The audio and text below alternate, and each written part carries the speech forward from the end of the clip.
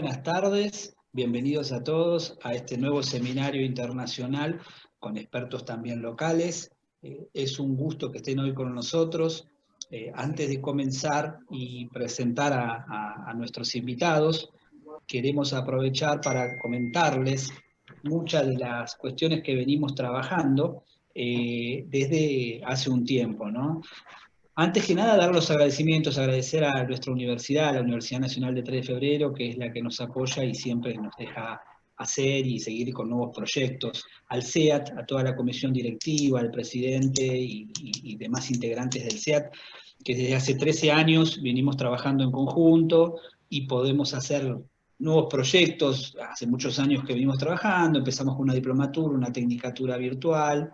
Los alumnos luego pudieron llegar a ser licenciados en Administración y Contador de un montón de administraciones tributarias. Por el lado de los posgrados, hicimos un posgrado en Administración Tributaria Subnacional, una especialización en tributación local, a la única aprobada por la CONEAU del país. También venimos desarrollando otro tipo de trabajos en conjunto. Y básicamente, para nosotros es un orgullo que hayan pasado más de 3.000 alumnos por nuestras aulas. Esto hizo que sigamos trabajando, armamos un programa de entrenamiento internacional, donde los agentes de las distintas administraciones tributarias podían y pueden, y van a seguir pudiendo luego de que pasemos la pandemia, estar en conjunto y poder desarrollarse en otras universidades y centros académicos del mundo. A la vez creamos hace muy poco, hace 2 o 3 meses, nuevo ciclo de entrenamiento y de capacitación, del ciclo de conferencias y seminarios internacionales y también con expertos locales. Es ahí que surge esta nueva idea junto al CEATS.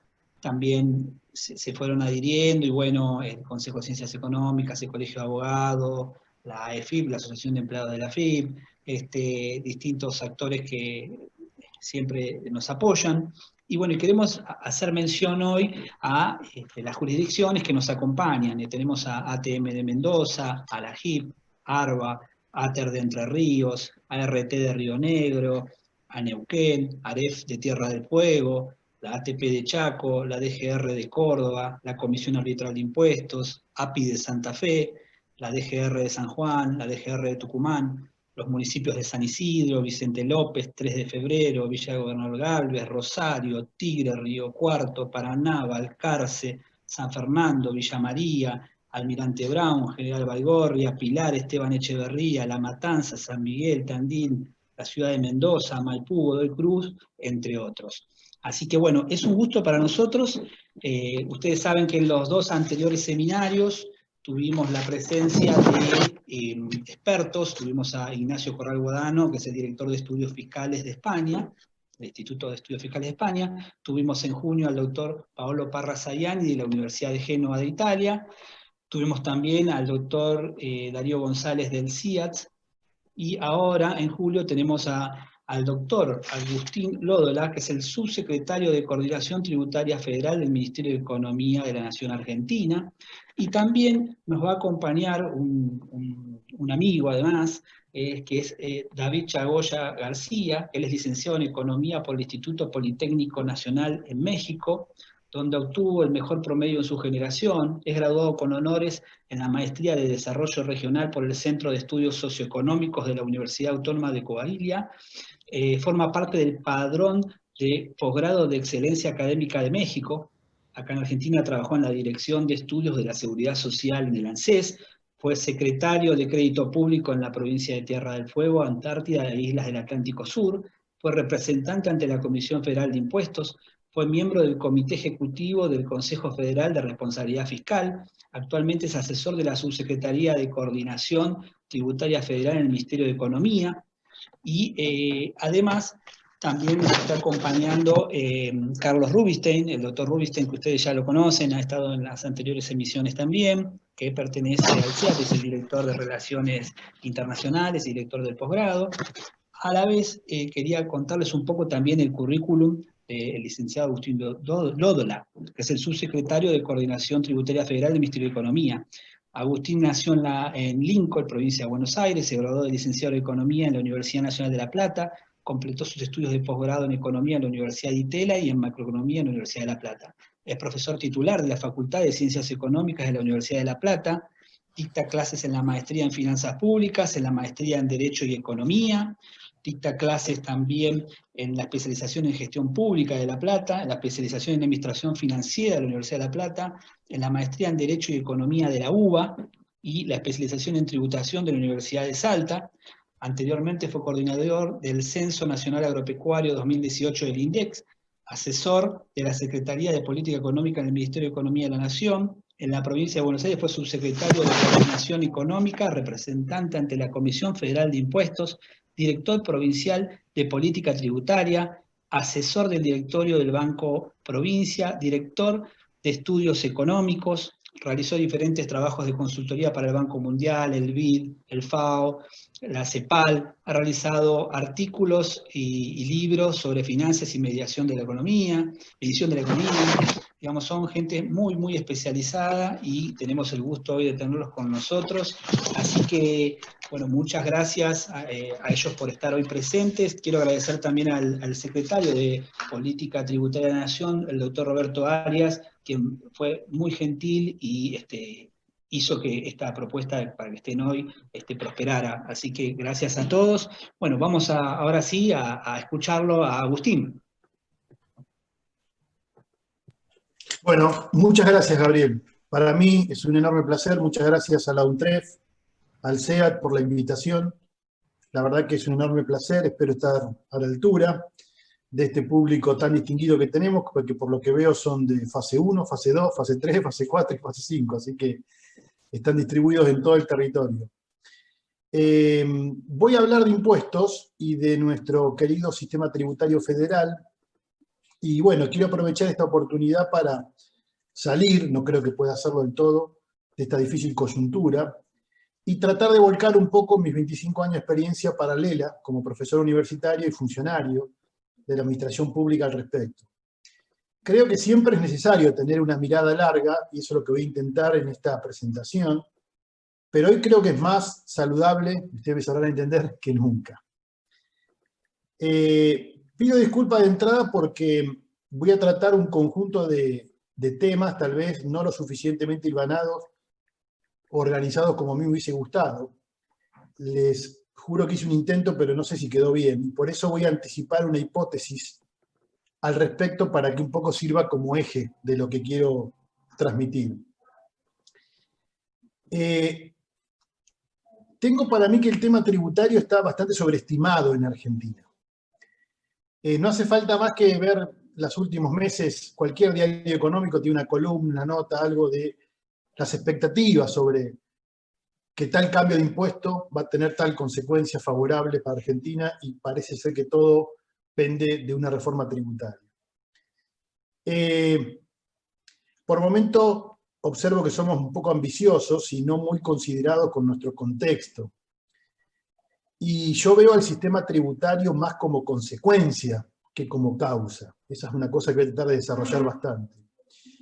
Y por eso la hipótesis que planteo es que el desarmonizado, ya ahí uso un juicio de valor, el desarmonizado sistema tributario federal argentino es consecuencia de su estructura productiva y debilidades institucionales. Por lo tanto, en su reforma no se puede poner estas cuestiones por debajo de eventuales consecuencias teóricas. Les pido que me tengan paciencia porque voy a tratar de girar alrededor de esta hipótesis en la presentación. Primero, ¿qué nos dice la teoría? Si uno va a cualquier manual de finanzas públicas, yo tomé un clásico que es el libro de Stiglitz, podría tomar cualquier libro de finanzas públicas, uno se encuentra con cuadros como este donde se establece cuáles son los principios que debiera tener la tributación. Entonces se menciona que la tributación debe ser eficiente, o sea, el sistema tributario debe distorsionar lo menos posible, debe ser sencillo administrativamente, para tener los menores costos posibles para de administración y de cumplimiento, debe ser flexible ante los distintos cambios de contexto, los tributos deben tener responsabilidad política, o sea, deben ser transparentes, debe ser claro lo que uno está pagando, y deben ser justos, en el sentido de equidad. Fíjense que bastante ambicioso la literatura sobre las cosas que le pedimos a los impuestos. Ahora, no hay ninguna mención a suficiencia ni a consistencia macroeconómica. Cuestiones que en cualquier reforma, para mí en Argentina, deben ser prioritarios. Y no porque a esos economistas que escriben estos libros les falta capacidad, estamos hablando de premios Nobel, sino porque en los países tal vez donde se escriben estos libros estas cosas están ya resueltas. El nivel no es el problema, y entonces la preocupación está dada un poco por la composición del sistema tributario. Pero en nuestros países, en Argentina, si nos preocupamos solo por la composición, corremos el riesgo que los desequilibrios macros tiren todo por la borda. Me animo a decir que eso es lo que pasó con la reforma tributaria 2017, que es la última, que tuvo que ser interrumpida por la Ley de Solidaridad de diciembre del 2019. Dicha ley desde sus fundamentos descartó cuestiones de equidad y priorizó temas de eficiencia, ¿no? Según sus autores, la reforma fue encarada para incentivar el empleo y las inversiones. Todos sabemos lo que pasó, y más allá de estar de acuerdo o no con esos objetivos, la reforma en cuanto a nivel tributario planteó una disminución, ¿no?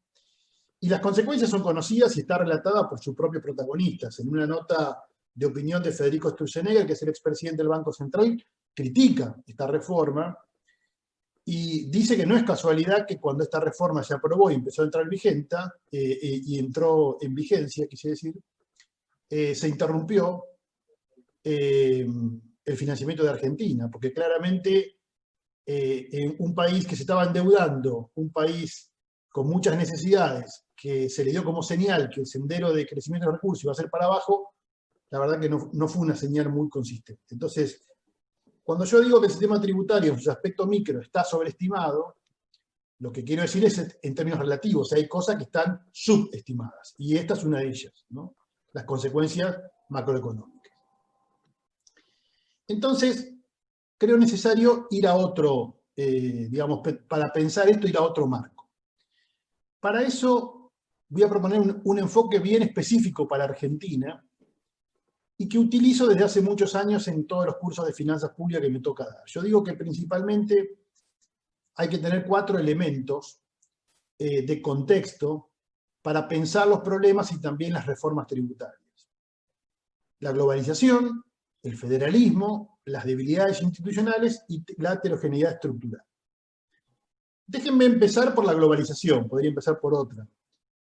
Pero me parece importante empezar por el tema de globalización. En un mundo cada vez más integrado, y no me refiero ni siquiera principalmente a los flujos comerciales y financieros, porque esos se pueden ver últimamente lentificados por el nacionalismo que está predominando en las grandes potencias, sino me refiero a los avances tecnológicos y cambios organizacionales, esta predominancia de comercio entre filiales, ya no entre países, hacen muy fácil y cada vez más barato moverse, trasladarse y para nuestros efectos eludir. Y este es un limitante muy importante para cualquier política tributaria, dado que las empresas pueden explotar como nunca estas cuestiones para pagar menos tributos y sobre todo si se pretende avanzar en cuestiones de equidad. Esto ha generado una competencia tributaria entre países muy dañinos para los fiscos. De todas formas, y aquí nuevamente suele exagerarse el punto, tampoco creo que debemos ingresar ingenuamente en esta carrera. Casi diría que no debemos ingresar, ¿no? No es claro que resignando recursos fiscales podamos atraer inversiones. Para mí las inversiones en Argentina dependen de otras cuestiones mucho más importantes. Claramente a nivel mundial falta una institucionalidad internacional adecuada.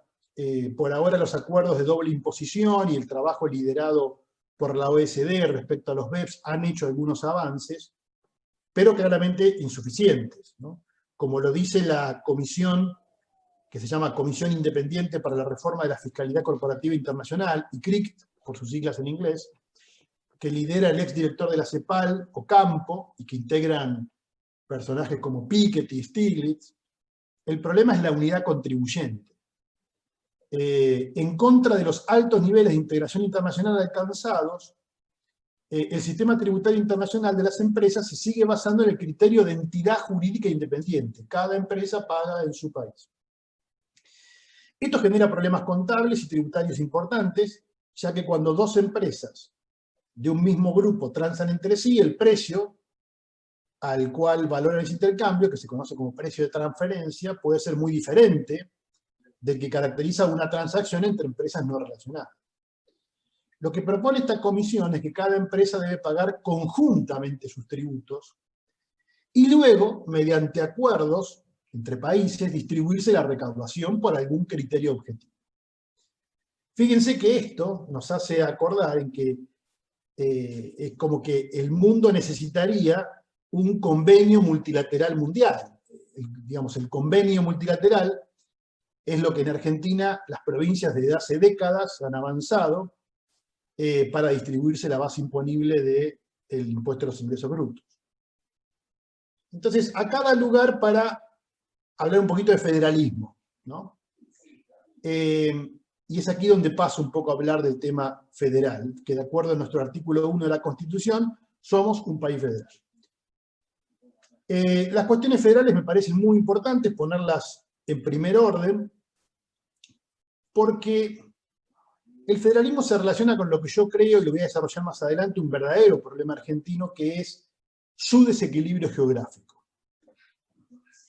Pero no estoy tan convencido que sea la parte fiscal y tributaria la política adecuada para arreglar ese desequilibrio geográfico. Acá vuelvo a enfatizar en esto de no soy tan optimista respecto a que el sistema tributario sea la solución a todos nuestros problemas.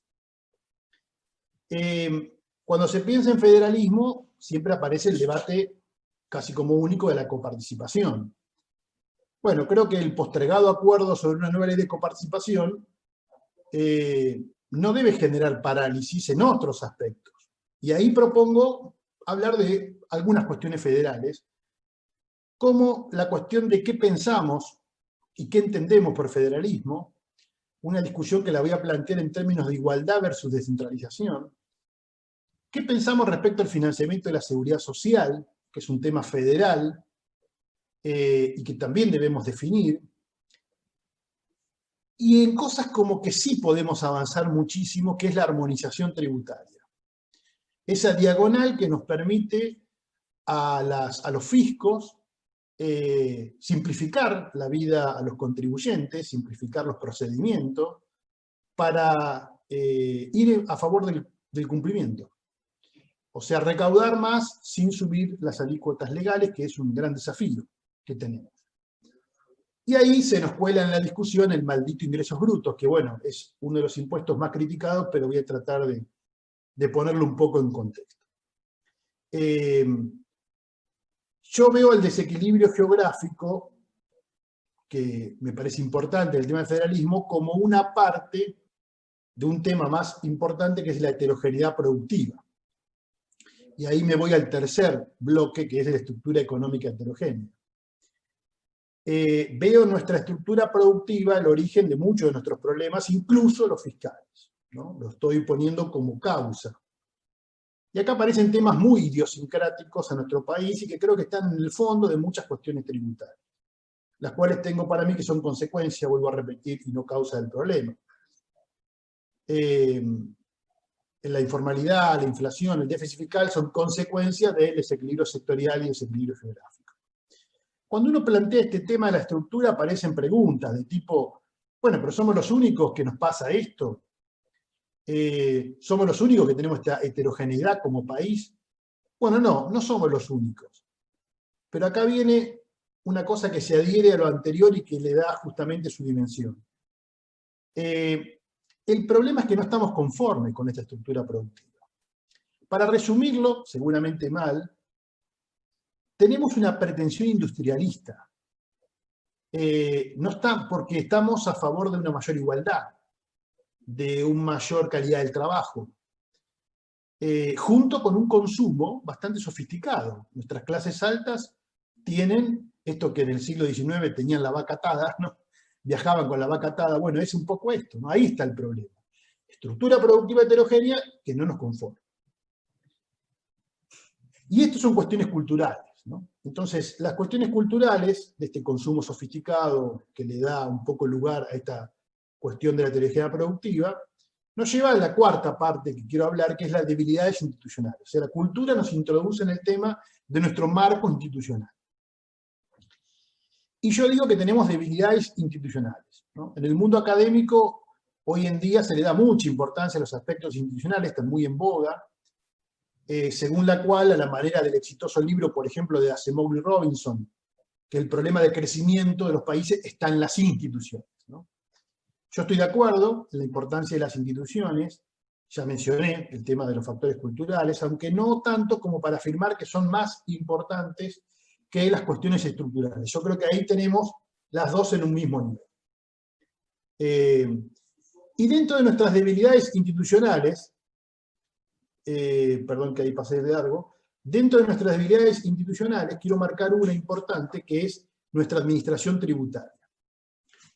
Eso me parece que limita un poco nuestras posibilidades y nuestro diseño tributario. Entonces, para hacer un pequeño resumen de lo que dije hasta acá. Cuando unimos nuestro federalismo poco armonizado, a eso le agregamos una heterogeneidad productiva que no nos satisface. Y a eso le agregamos nuestras debilidades institucionales, podemos encontrar la explicación de nuestra estructura tributaria, donde hay una alta predominancia de eso que llaman impuestos menos eficientes, pero rendidores, ¿no? Lo que no es poco en un país que necesita sustentabilidad fiscal. Nuestra estructura tributaria no tiene los impuestos que la teoría diría, pero sí son los que podemos recaudar. Es lo que hay, diríamos, hablando en criollo. Y no es que no hubo ideas o capacidad para cambiarlos, sino que son consecuencia y no causa de otros problemas. Son la consecuencia de estas cuestiones más profundas que si no las atacamos es muy difícil querer cambiarlas con nuestro sistema tributario. Dicho esto, y en todo este lío, aparece el COVID, donde sin lugar a duda, digamos, el COVID potenciado, fíjense cómo voy a usar los 4 cuadrantes para hablar del COVID. Obviamente el COVID está potenciado por la globalización, pero el COVID nos resalta como nunca nuestro desequilibrio geográfico, como si nos faltaran fundamentos para ser un país más equilibrado, y que tenemos que enfrentar con nuestras debilidades institucionales. Claramente produjo una crisis muy diferente. El COVID no es una crisis de esas que enfrentábamos nosotros cada tanto, que tenía que ver con una falta de demanda, con depresión por parte de los consumidores, con falta de ingresos, sino que acá hubo, por una cuestión de salud, que privilegiar restricciones sanitarias. Entonces no es que la gente no tiene para consumir, no tiene para gastar, sino que no puede hacerlo. Entonces, por lo tanto, las políticas de todo el mundo han sido más de control de daños que de impulso, ¿no? Y eso es lo que se hizo en el último tiempo. Respecto a nuestro tema, nos muestra la importancia de tener un sistema tributario flexible y simple, que es una de las condiciones que nos dice la teoría, ¿no?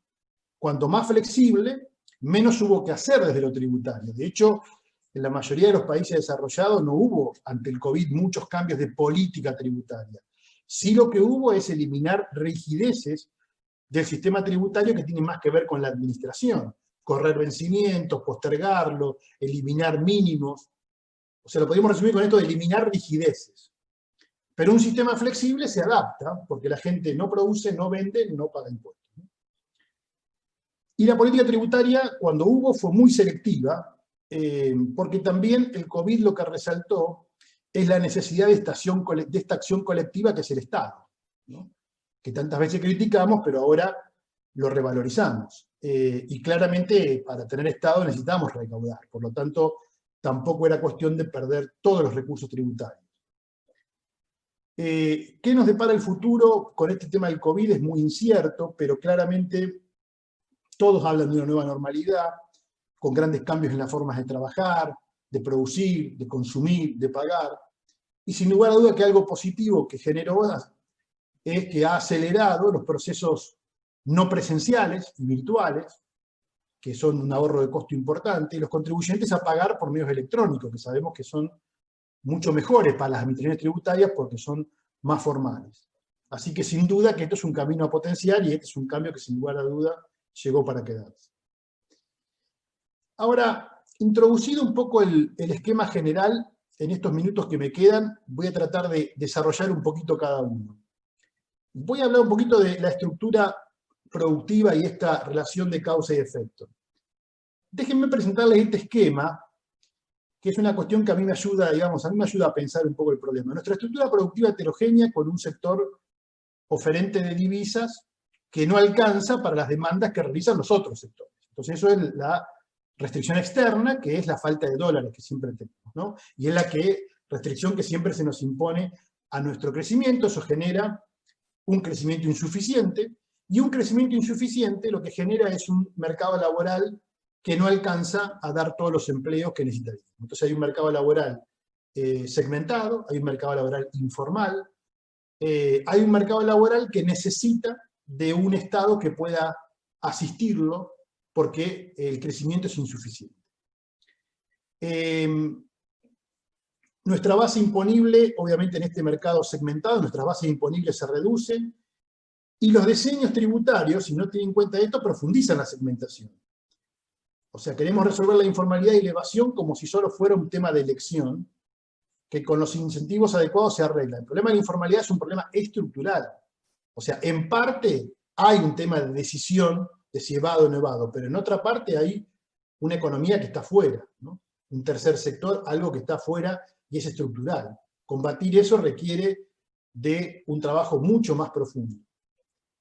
El Estado, ante este crecimiento insuficiente en Argentina, ha actuado y viene actuando. Tenemos, eso sí, una seguridad social importante, una cobertura social importante. De hecho, ante esta terrible catástrofe que es el COVID, ha funcionado un poco esta seguridad social, esta contención, donde hemos pasado de un enfoque de seguro a un enfoque de derecho, donde hay muchos derechos asociados a las, digamos, a las prestaciones sociales, que me parece muy importante, y que nos ha permitido surfear esta crisis. Claramente esta crisis, que a nivel económico va a ser peor que la del 2001, a nivel de indicadores, tal vez desde lo social no lleguemos a esos problemas por la contención que se tiene. La restricción externa que yo mencioné también da sostén a los derechos de exportación, ¿no? O sea, tenemos derecho de exportación en Argentina también un poco por ese lado, ¿no? Porque una manera, no todos coinciden con esto, pero una manera de enfrentar la restricción externa es con un tipo de cambio diferenciado, y las restricciones nos sirven para eso. La forma de resolver la restricción externa, a veces vía devaluaciones, un sector público desfinanciado y pujas distributivas han retroalimentado una inflación. Y la inflación ha sido un problema estructural de Argentina, ¿no? La inflación ahí tiene flechitas que se relaciona con todo, ¿no? Y así como la inflación alta generó comportamientos en las familias y en las empresas, acortando horizontes, dolarizando ahorros, también ha generado un gran desafío para la política tributaria. Porque ciertos diseños, en pos de objetivos de equidad o de eficiencia, que requieren, por ejemplo, establecer mínimos no imponibles para objetivos de equidad, tramos de alícuotas, son de actualización imposible. Porque el problema de la inflación no es que los precios suben, el problema de la inflación es que todo sube diferente, entonces nunca encontramos un índice adecuado para ajustar tal o cual tramo, entonces cometemos injusticia, ¿no? Fíjense, hay mucha demanda de las empresas por el ajuste por inflación, pero fíjense el problema que genera la inflación en un impuesto que está bien visto en general, que es el impuesto a las ganancias de las personas físicas, ¿no? El hecho de que, digamos, aún a pesar de estar actualizado desde el año 2018 con un índice, genera un gran malestar, porque si el salario de la persona sube diferente, por encima o por debajo de ese índice, permanentemente está entrando y saliendo del impuesto. Entonces, esto genera mucho malestar y mucho fastidio con un tributo que la teoría nos dice que es un tributo bueno para cumplir objetivos de equidad. Claramente la inflación, un problema estructural, limita claramente el diseño de impuestos con objetivos de equidad. Claramente. En los 80, se acordarán que estudiábamos en la facultad, los que tendrán mi edad, el efecto Libera-Tanzi, es decir, cómo la inflación erosionaba la base imponible de los tributos. Y bueno, también las administraciones tributarias aprendieron y han creado los regímenes de recaudación y retención y han eliminado el efecto liberatancia. En realidad algunas veces hasta lo han dado vuelta y ahí vienen los reclamos de los contribuyentes.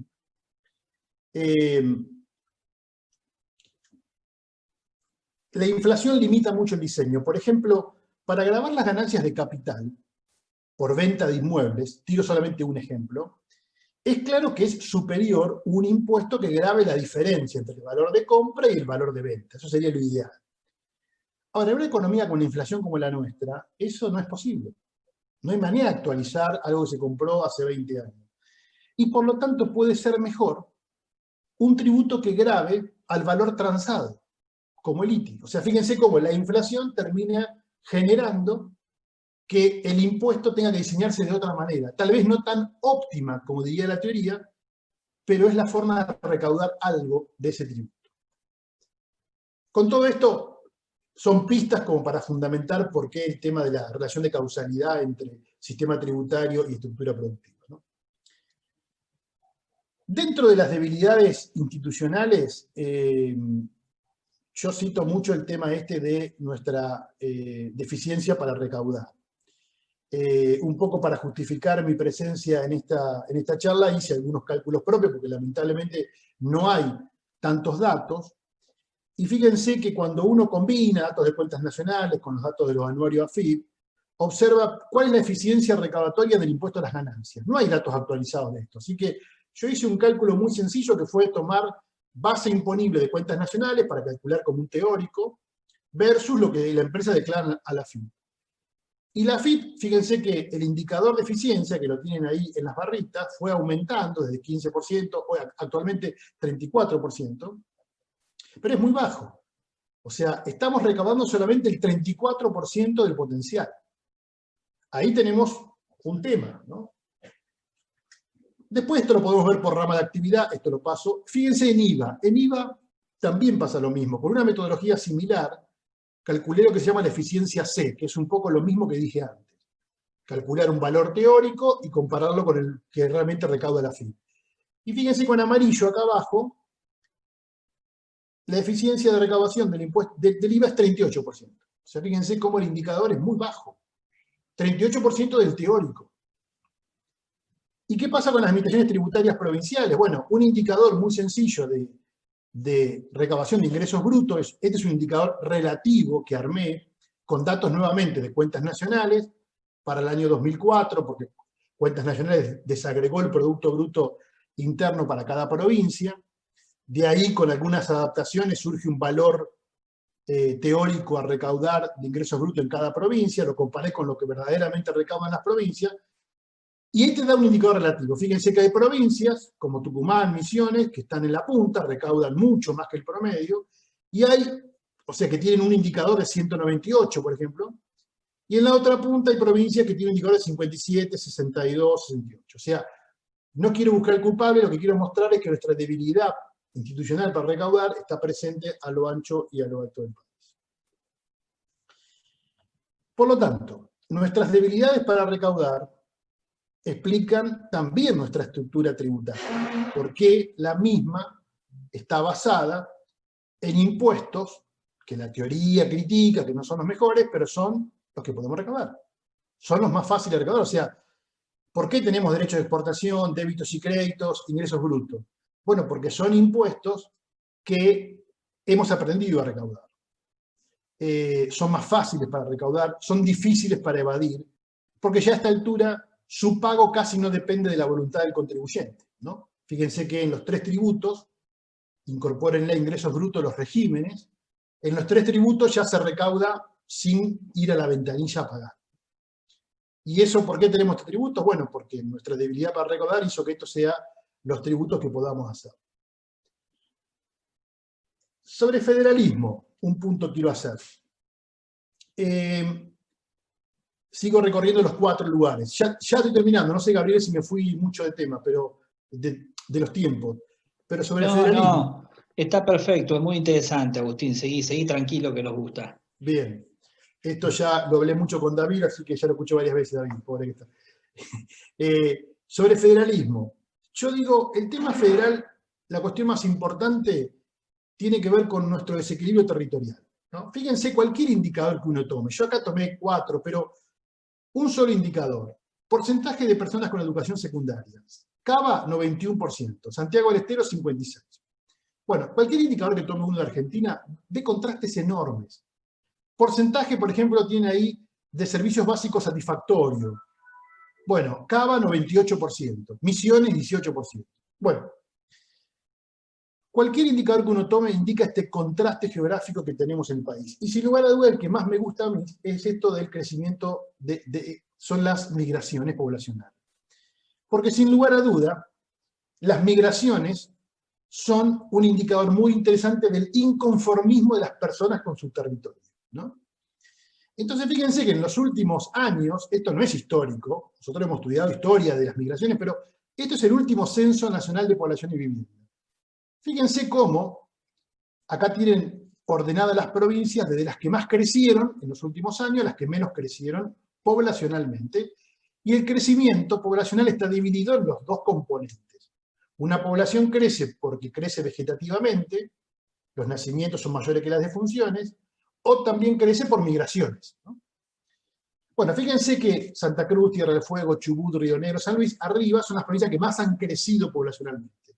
Se combina crecimiento vegetativo importante con flujos migratorios positivos. Llegaron más personas que las que se fueron. Por debajo, Formosa, Corrientes, Misiones, Chaco, Santiago del Estero, Catamarca, Salta y Jujuy, son personas, fíjense esa línea azul, son provincias expulsoras de población. Flujos migratorios negativos. Ante este problema, ¿nosotros qué entendemos por federalismo? Entonces yo encuentro que hay dos visiones sobre federalismo. Uno que dice que el federalismo debe ser descentralización, debe ser fortalecer a las provincias, debe ser devolver gasto, devolver tributo a las provincias, y esto se relaciona con la cuestión de eficiencia. Y casi que se relaciona con que el nivel subnacional es el más importante para desarrollar esta tarea. Ahora, si uno lee la Constitución, la reforma del 94, cuando introduce este tema, dice que el federalismo lo que debe perseguir es la igualdad de oportunidades en todo el territorio. Y ese concepto no es de eficiencia. Ese es un concepto de equidad que contrasta con el anterior. Porque le da al rol federal un rol importante, porque cuando hay tanto desequilibrio, si yo descentralizo, profundizo el desequilibrio. Necesito un nivel federal que me ayude a equilibrar. De hecho, las políticas de descentralización de la educación son muy criticadas en muchos informes en Argentina. Bueno, presento ese contraste. ¿Y qué ha hecho la ley de coparticipación? Bueno, la ley de coparticipación, la última que tenemos, que fue transitoria por 2 años, pero que dura desde esa fecha, fue bastante redistributiva, ¿no? Yo le calculo, por ejemplo, acá tenemos las provincias, la ley 23.548, le adjudicó a cada provincia un coeficiente de coparticipación. Entonces, si yo comparo lo que la provincia recibe y lo que la provincia tiene de población, podría calcular como un subsidio. Entonces, Buenos Aires, provincia, recibe el 21% y tiene el 42% de los habitantes. Es una provincia que aporta, ¿no? Da un subsidio al resto. Por el contrario, todas las provincias que están acá abajo, Formosa, Chaco, Santiago del Estero, Catamarca, reciben de copa mucho más que el porcentaje de su población. Son receptoras. Bien, entonces desde hace muchos años, desde el año 89, esta ley fue bien redistributiva. Le dio más, fíjense, a las provincias que con buen criterio son las que más necesitan. ¿Qué logró? Entonces, uno hace un gráfico de regresión muy sencillo, los econometristas me van a matar, pero les puedo asegurar que está verificado. Cuando uno relaciona las provincias que más subsidios recibieron, ¿son las que más se desarrollaron? Bueno, la cosa es al revés. Las provincias más beneficiadas por la coparticipación siguen siendo las más expulsoras de población. Con esto quiero decir que ojo con pedirle a la ley de coparticipación que nos arregle los problemas de desequilibrio geográfico. Pareciera que la ley de coparticipación, como fue cuando nació, debiera limitarse a distribuir una recaudación que le damos a Nación, porque es más eficiente, y no tener que pedirle tantos objetivos. Me parece que esto claramente no lo logró, a pesar de tener un subsidio enorme. Fíjense que la provincia de Buenos Aires, en ese momento rica, Fíjense, les muestro la filmina anterior, ¿no? Recibe 21 y pone 42. No juzgo eso, no lo evalúo. Digo, a pesar de que eso pasó, siguió siendo la provincia que más gente recibió. Entonces, como desarrollo, no parece haber funcionado esta política. Otro tema que yo quería hablar era el déficit de la seguridad social. Esto lo paso rápido porque lo dejo como tema, porque ya estoy pasado, pero la seguridad social en Argentina es el déficit que tenemos. Al pasar de este esquema de seguro a este esquema de derecho, hay un claro problema de quién financia la seguridad social, ¿no? El fallo de la Corte del 2015 le devolvió a las provincias el 15% que se precoparticipaba para la seguridad social, pero en realidad puso la basura debajo de la alfombra porque no arregló el problema. El déficit argentino es de la seguridad social y tenemos que ver quién lo financia. Este tercer tema me gustaría por ahí después dar otra charla, porque es el tema que nos ocupa hoy en la gestión, nos parece el más importante, que es la armonización. Armonización significa, tanto en política como en la administración tributaria, simplificar, unir. La palabra armonización es la que mejor nos gusta, es la que más nos gusta. Armonización vertical, o sea, entre provincias y nación, y armonización horizontal, o sea, entre provincias. Y hay mucho por hacer. Fíjense que acá los 4 cuadrantes que pongo acá son espacios para trabajar, ¿no? Una nueva ley de coparticipación, financiamiento de la seguridad social, unificar los sistemas de inscripción, declaración y pago conjunto de tributos, para simplificarle al contribuyente la vida y poder lograr que cumpla más. Discutir el impuesto sobre los ingresos brutos, yo tengo mi opinión, creo que está exagerado su daño, y creo que sí hay que trabajar en otras cuestiones, como es esto de los regímenes de recaudación, retención y percepción, que están bastante desarmonizados. Las administraciones tributarias los necesitan, porque son donde ingresa el dinero, pero al estar desarmonizados molestan, digamos, generan muchos problemas a las empresas que trabajan con varias jurisdicciones. Y ahí hay un gran campo por hacer. Ahora, en el campo de la armonización me parece que es el campo más propicio para trabajar, más sencillo, más posible, más factible, inclusive. Entonces, permítame cerrar la reflexión. Un poquito. La globalización claramente nos limita nuestra política tributaria y pone más en evidencia nuestras debilidades y debemos pensar nuestra inserción sin hacer una copia lineal de la experiencia mundial. Nuestro federalismo, también el rol de los tributos está sobrevalorado. Claramente vimos ahí que pretender que la ley de copa, que debemos discutir y acordar, solucione demasiados problemas, no es la vía parece adecuada. Sí nos parece interesante trabajar en armonizar. La estructura productiva y las debilidades institucionales determinan nuestra querida estructura tributaria. Entonces, no querramos cambiar con los tributos, ¿no? La heterogeneidad productiva genera un sector que no paga impuestos, lo que hace que la presión efectiva sobre los cumplidores sea alta, y nuestras debilidades en la administración tributaria hace que tengamos que sesgarnos a tributos malos pero rendidores. Y eso pone trabas para crecer. Fíjense que lo que estoy diciendo es como que hay un círculo vicioso, ¿no?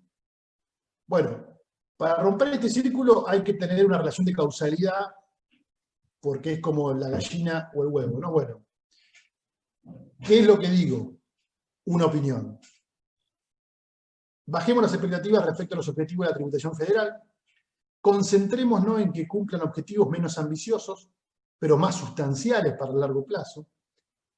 Nuestra estructura productiva y debilidades institucionales hacen que se deba privilegiar, me parece a mí, la consistencia macro y la simplicidad y flexibilidad. Los acuerdos federales que logren distribuir lo mejor posible lo recaudado avancen en la armonización y en un mayor equilibrio territorial, pero dejemos el desarrollo regional, el equilibrio territorial, la inversión, el empleo, las exportaciones para otras políticas. Dado que todas esas políticas se podrán desarrollar en un contexto de sustentabilidad macroeconómica, que sin duda, digamos que sin lugar a dudas, mejorarán en consecuencia nuestra estructura tributaria. Esa es la reflexión. Gracias.